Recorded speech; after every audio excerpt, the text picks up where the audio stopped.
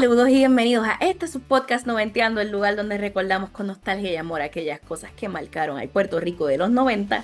Mi nombre es Brenda y en este momento nos vamos atrás en un viaje en el tiempo para rememorar un hecho histórico que nos marcó como pueblo en la década de los 90.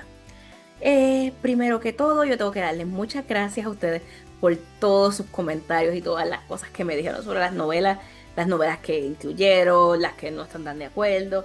Yo les agradezco en el alma por sus comentarios y por añadir a la conversación, eso es parte de... Y yo estoy segura que eso va a ser un episodio que va a dar mucha más tela en el futuro, así que gracias por seguir noventeando. El tema del que vamos a hablar hoy está hiperdocumentado desde su perspectiva local o su perspectiva hasta cierto punto global, pero siento que desde el lugar como nosotros lo vivimos en Puerto Rico, hay bien poco o hay casi nada documentado. Y siento que fuimos una parte clave de esa manía. En lo personal tengo historias, anécdotas con eso y vamos a hablar. Porque las mañanas de los principios de los 90 nuestras pantallas se llenaban de colores y nosotros nos transportábamos a la nube de glufo, a ser nubecinos y nubetoras mientras veíamos a la gente jugar al grito de Grántico, Palmari, Zoom. Así que yo creo que hay dos o tres que saben que hoy en Noventeando vamos a hablar de Nubeluz. Mira, Nubeluz no fue solamente un programa de niños, fue un universo completo. Un espacio donde se cantaban canciones, como la del fin de semana, que es mi favorita. Se jugaba, se aprendía y se hablaba un idioma en común que solo nosotros, los niños de los 90, entendíamos, el glúfico. Aunque Nubeluz comenzó en Perú en 1990, inspirado por la onda de los programas infantiles de la época, como el show de Chucha, del que hablé en el episodio 0 de la temporada pasada, en Puerto Rico, Nubeluz empezó a transmitirse en el 1992, primero por Tele 11 y luego por Guapa, los fines de semana en la mañana. Ese dato tengo que decirles que lo recuperé de una columna escrita por Glenn Santana en Primera Hora para el 2011. Ha llovido un poquito. Porque por alguna razón en mi mente yo siempre pensé que fue en Guapa. Desde el momento de su estreno se convirtió en un fenómeno. Empezamos a tener cualquier tipo de merch del programa.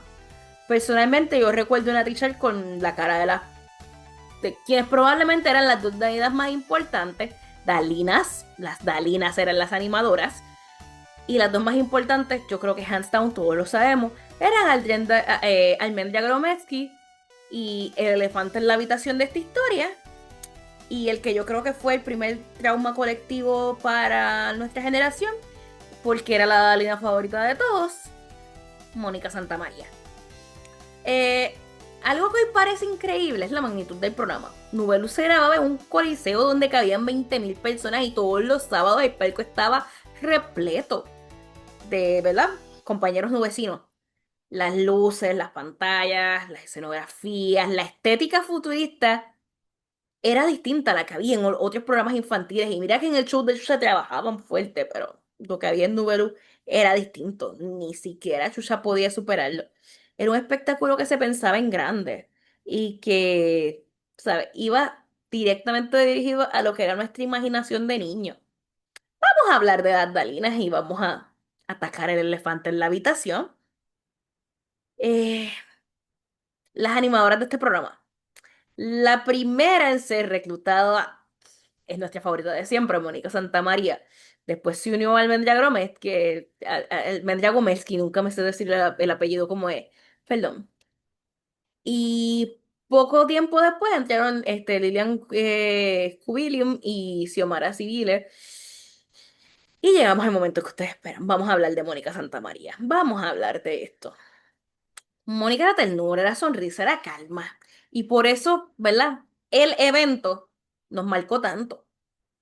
En marzo de 1994, en pleno apogeo del programa, Mónica decidió desvivirse a los 21 años. Su muerte fue un golpe duro, no solo para el programa, sino para toda nuestra generación que como niños por primera vez nos enfrentábamos a una pérdida de ese tipo sin entenderla del todo. Por eso insisto en que ese fue el primer trauma colectivo que vivimos como generación. Yo nací en en el 1989, como he dicho en otros episodios, así que hay traumas colectivos para los que estuve viva, pero no tenía capacidad para dimensionarlos como este, que tampoco tenía mucha capacidad, pero era algo que estaba viviendo. Por ejemplo, yo tenía 2 meses cuando pasó el huracán Hugo por Puerto Rico. Tú sabes, no puedo dimensionar ese trauma colectivo. Pero cuando sucedió lo de Mónica, yo tenía 4 años y alguito de capacidad, iba al prekinder. Veía Nubeluz como una normal. A mí me costaba entender lo que mi mamá me explicaba de que, ¿verdad? La Lina ya no iba a estar. No vamos a entrar en los detalles macabros de lo que pasó. Hay mucho contenido en YouTube dedicado a eso, pero fue un choque bien fuerte para los que vivíamos pensando en Glúfico, en Dalina, en Cindelas y Guamoldi. Tú sabes, como que de repente nuestra ídola se nos fuera así. Y fue de esa manera que Mónica no fue parte de la gira que trajo a Nubeluz a Puerto Rico y que esta probablemente es la parte más anecdótica de esta historia porque esto lo sé más por lo que viví que por la data. Yo tengo memorias de este día. Vamos a hablar de Nubeluz en Puerto Rico. Personalmente, tengo que admitir que a mí me costaba ubicar en el tiempo el momento en el que Nubeluz vino a Puerto Rico. Pero gracias a esa columna de Glenn Santana que les hablé, nos ubicamos en el verano de 1995. Por alguna razón yo pensaba que era el del 94, pero ¿verdad? Obviamente, sabiendo lo que pasó con Mónica y todo eso, pues, tú sabes, tiene sentido que sea el 95, voy a correr con que fue en el 95. Nubeluz vino al estadio Irán Bison y mi mamá compró tickets para ir en vivo, hello. Mi pregunta habitual en ese momento era, mami, ¿tú crees que me escojan para alguno de los juegos? O sea, yo estaba convencida de que yo iba a conocer a las Dalinas y que yo iba a jugar, sobre todo en el que era, ay, yo no sé si ustedes recuerdan, había un juego que era como una rueda, que había que mantenerse de pie y no te podías caer. Ay, qué juegazo ese. Yo tenía la esperanza de que yo iba a jugar con Nubeluz. Yo creo incluso que la posibilidad de que eso pasara a mí me mantenía más emocionada por ir a verlas que el simple hecho de ir a verlas. De hecho, hace poco, mientras yo hacía esta investigación para este capítulo, vi un video que aparece en el momento en que las Dalinas se bajaron del helicóptero en el Irán.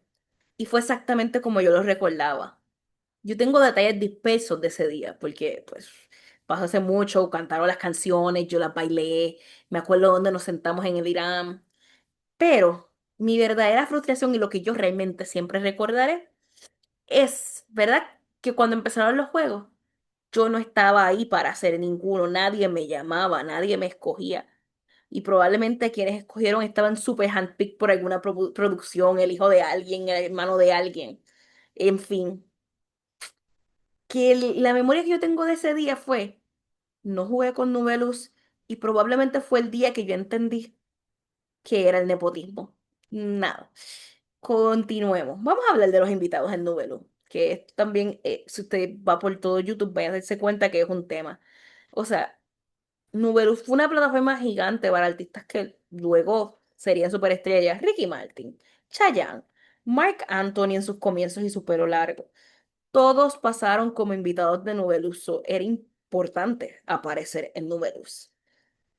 Esa era la señal de que tú estabas pegado en, ¿verdad? En ese momento, o que tu carrera iba a dar, ¿verdad? Un puntapié luego de aparecer ahí. Así que voy a ir a esta reflexión porque esta es una realidad. Hoy al mirar para atrás, yo creo que entendemos que Nubeluz no fue solamente como que entretenimiento. En lo personal, yo considero que Nubeluz fue como una especie de refugio, un lugar seguro, porque teníamos un lenguaje compartido, porque nos enseñó a jugar. Fueron las Dalinas las primeras en enseñarnos en que teníamos que hacer deportes para estar saludables. Y también nos enseñaron a sentir. Quizás por eso, yo creo que cuando pensamos en Nubeluz, no solo recordamos las canciones, los colores y el elefante en la habitación con el caso de Mónica Santamaría, sino que también recordamos cómo nos hacía sentir de niño. Aunque en mi caso, cuando yo visite esa memoria, haya algo de frustración porque nunca pude jugar con Nubeluz en el Irán. Para cerrar, tengo que decir que, ¿verdad? aunque ya no exista como programa, hace casi 30 años, Número sigue viviendo en cada uno de los que decimos, ¿verdad? O los que escuchamos el Grántico, Palmar y Zoom, y sonreímos incluso sin darnos cuenta. Sigue vivo. Nada, cuéntame, ¿qué tú recuerdas de Nubelu? Yo les agradezco que se hayan ido conmigo en este viaje. Estoy lista para sus comentarios, para que me corrijan, para que añadan a la conversación, hasta para que me discutan, aunque yo dudo que aquí en esta memoria hay algo que discutir. Si quieres estar al tanto de nuestras novedades y futuros episodios, síguenos en tu plataforma de podcast favorita. Estamos presentes en YouTube, Spotify, Apple Podcast y Amazon Podcast. Probablemente hay algunas otras que no recuerdo. Y también en nuestras redes sociales. En Instagram nos encuentras como noventeando.pr y en Facebook, Twitter y TikTok nos encuentras como noventeandopr. A mí en lo personal me encuentras en Telegram, donde hablamos de viajes, o en profesora.brendagisel, donde doy una mirada más académica de las cosas. Así que, gracias una vez más y nos vemos en el próximo episodio.